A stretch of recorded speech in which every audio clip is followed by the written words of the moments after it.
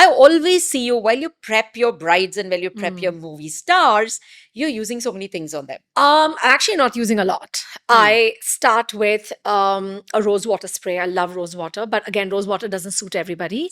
A lot of people get their eyes start watering and it starts bothering them. So I just use like a mist. Mist. Sometimes I love just the Evian water spray. Yeah. So I just put that. I take it. I just dab the skin off with a tissue paper or like a soft malmal cloth, and then I start with the skin prep. So I use a good moisturizer, so a light moisturizer for people who have oily or combination skin, and a thick moisturizer for someone who has dry skin, and I massage the face with it. If, say, for example, you're sitting on my chair and it's a 5 a.m. call time, that means you're going to be swollen, however beautiful you may be. So I use rose gold oil or just some beautiful oil, like an essential oil, which I massage the skin with, and I do something called cupping. So I cup the skin, I remove as much With your swelling, hands? and the cups, And the actually, cup the plastic itself. cups. I Yeah. love those. They're amazing for like removing the under eye swelling and just, around the jawline area. So I do a 15 to 20-minute massage on the skin. Fabulous. So I want to break down the science behind this for the ones who Okay. are looking at it. So what she's actually doing in saying there's swelling early morning is one, water retention, two, the lymphatic fluid which is Yes. retained and come out of your lymph channels. So you need to get them back into the lymphatics, which is like little veins in your body, which will take back the fluid to your heart. Yes. You need to get them back into that, get them back into those nodes which are here and bring them back into your underarms, and that then Yes. goes back to the heart. Now, how this works is by massage, like she rightly said. So you could massage with your hands, you could use your cupping to drive them back because that has a little suction in it, so it drives the liquid. Yes. It kind of gives direction to the liquid to Yeah. pass. So it's like that.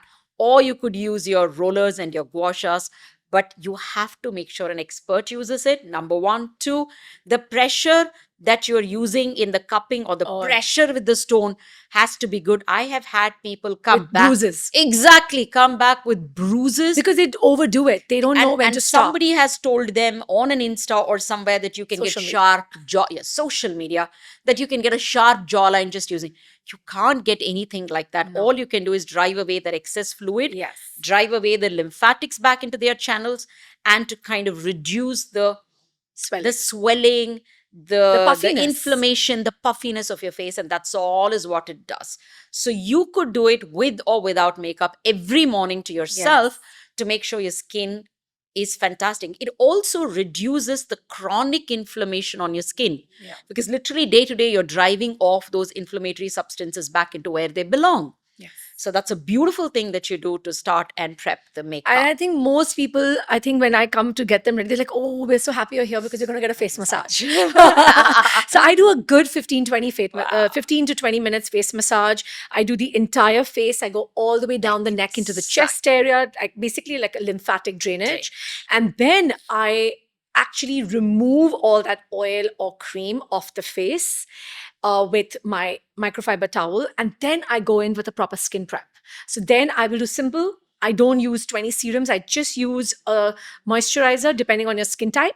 So for oily skin, combination skin, dry skin, an eye cream, which is very essential because it will not accentuate the under eye lines, and a lip balm, like a nice lip mask. And that's it. I allow it to sit for 5 to 7 minutes and then I start my makeup application. Fab. So this, I think, is a great lesson coming from Namrata Soni. So now the other thing that I also wanted to ask you is, I should have asked you this in the previous section, but never mind.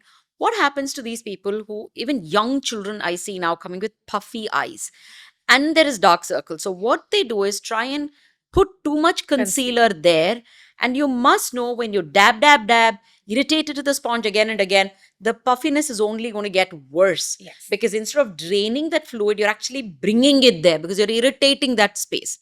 How do you then tackle it? What's your advice to say, how do you tackle the dark circles and puffiness without making it more puffy? Face massage, Yeah. especially the cupping under the eyes. But again, make sure if you don't know how to do it from a professional or learn how to do it for yourself. But I love eye masks. I love those under eye masks. That's one of, like, while I'm doing, the rest, like what I land up doing, if I'm doing like dark smoky eyes or colorful eyes, I land up putting an eye mask. I finish the eye makeup on top, remove it, any excess fallen product I remove, and then I again do skincare and start, because that really soothes the under eyes. It puts deep Yeah. hydration into the under eyes, and I don't need to put too much of corrector and concealer, because your under eyes are very beautifully hydrated. But what people need to remember, at least you tell me if I'm wrong. Whenever I've used an eye mask and I just go in, I massage it, and then I do corrector and concealer of foundation, it starts peeling off. Hmm. So Hmm. I've experienced that I need to remove Remove. that product. True.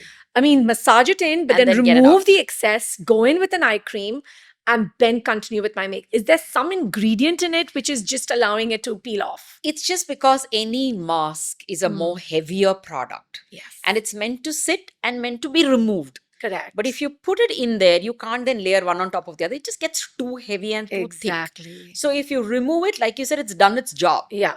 And then you just need a cream. Otherwise, you're again caking it, and eventually it'll look bad, it'll peel, you'll form lines under it. And the same thing happens when you use a full face sheet mask also, right?